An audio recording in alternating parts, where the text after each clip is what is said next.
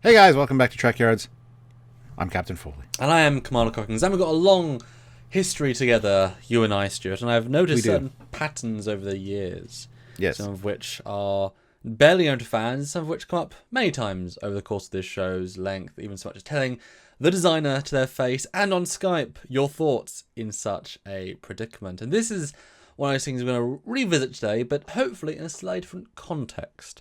That being the famous Klingon bird of prey. No, not that one. The other one. Yes, that one. The one from Enterprise. I quite like it.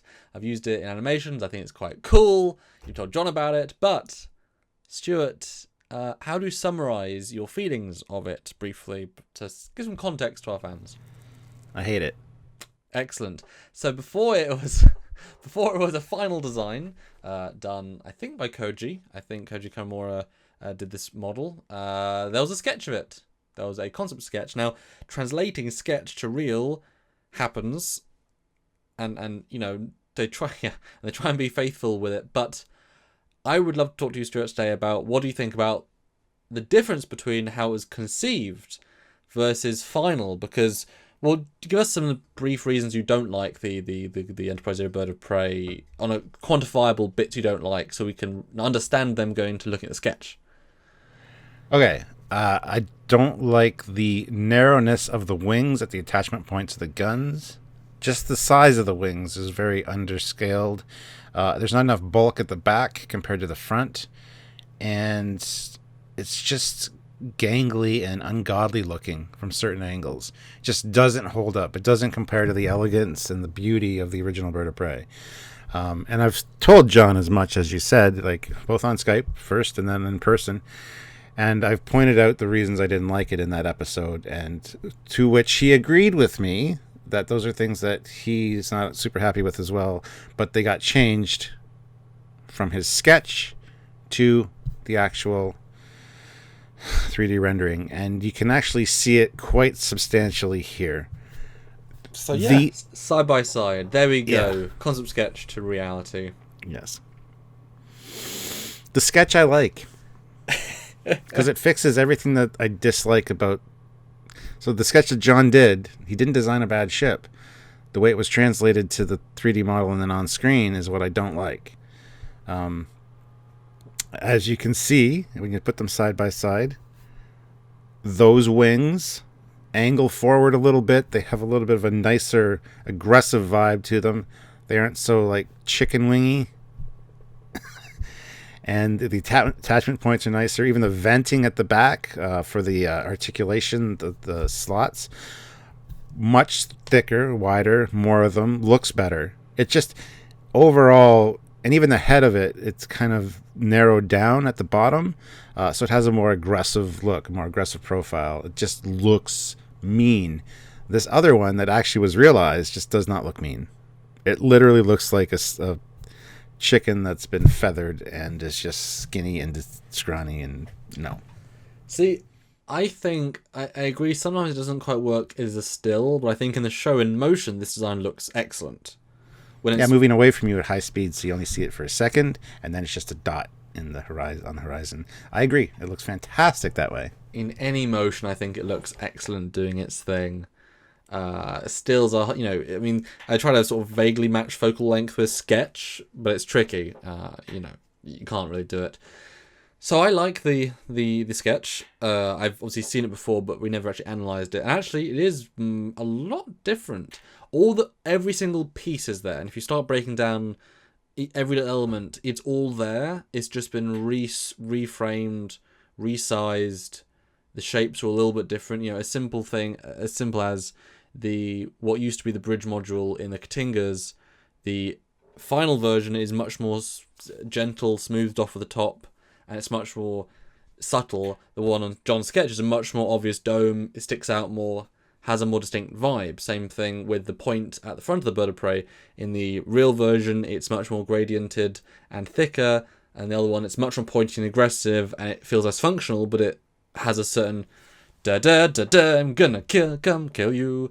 And same with the guns. The guns are better integrated. They're not just attached on the side. They actually looks as if they go into the hull and such. So it's all there. but it's been heavily redistributed in terms of weight and size and feel. And I think honestly, the sketch kind of feels too advanced to be Enterprise in a small way. Well, because it's heavily detailed. It's got nice big engine modules, which the other Bird of Prey is missing. You know what I mean? It has more stuff on it that the other Bird of Prey, it just sort of is, you know? Like, straight away, it has more weapons. Okay, it's more tactically able. It has a bigger engine module, which are more, separated. It feels more functional there. And maybe the piping makes sense if it was a bigger ship, because then it has dedicated way of tunneling the, fuel and such into the ship. So it kind of, like, it doesn't feel super retro in the same way to me. I don't know why there's that distinction. It just, I guess, feels more, like, too aggressive, No. I think the bigger module, the bigger engine pieces at the back, again, speak to an older design, because it's more larger technology in there that eventually gets refined down. So that's why the Bird of Prey we see in the movies is much more sleeker, much less bulk going on back there. So I think this definitely says older, although especially the like girders or that's the support things. Yeah, although since the ship is like 35% larger than the one from Star Trek 3, which is a scout ship, is a warship, the engine module wouldn't be the same, just upscaled 40%. So it makes sense you'd maybe split up into two separate modules of similar size. So, again, this is not designed to be the same sort of ship, so you can't necessarily say it just sleeks down because it's a bigger warship. It's some different things. But yeah, I mean, just that simple thing of having the forward attachment points to the wings look a lot better, and they are there. In the other one, they're just really thin. It's bizarre, isn't it? And little things like having the equivalent of the shoulder pads, I guess, before the grilling. It's relatively proportioned in the sketch, huge in the other version, and that disproportionizes something quite a bit. It pushes it back a lot. Like going back and forth, you can see the similarities, but at the same time, the differences are glaring. At first glance, if you didn't have them side by side, it would be hard to say that, oh, what's different? Oh, well, flipping back and forth would be hard, but having them side by side, it's easy to spot the differences and to kind of see where things went a little wrong in the translation of the sketch to the final. It's funny even how massive the guns are on the sketch. Like, absolutely huge.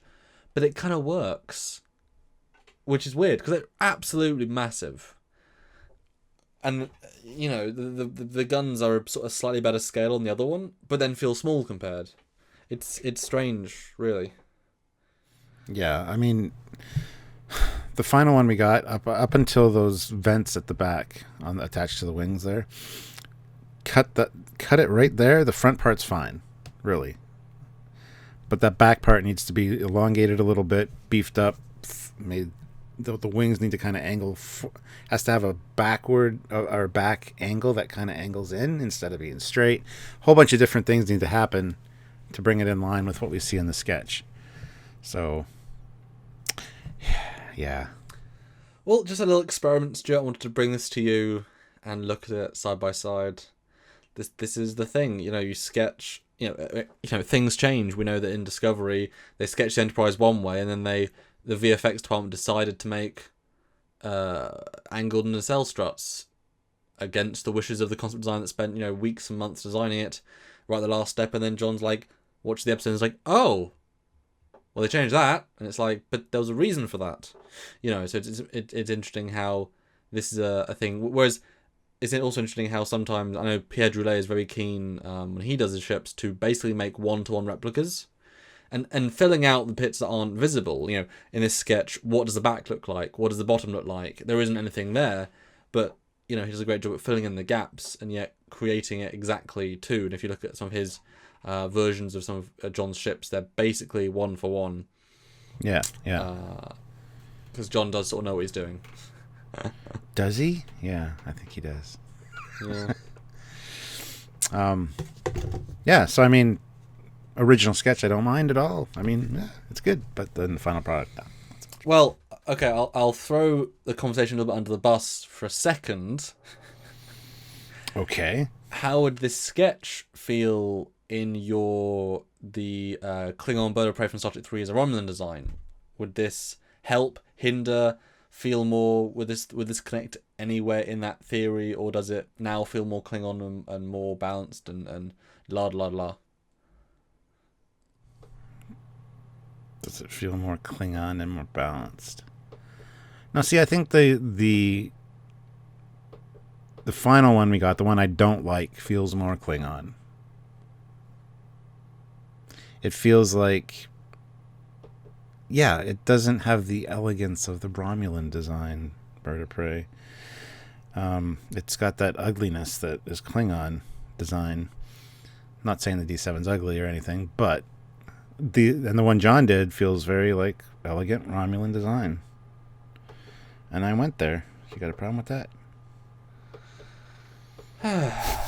But that's a discussion for another time. And in fact, we have filmed one with the YouTuber Anti-Tracker, which will come out at some point, to my chagrin.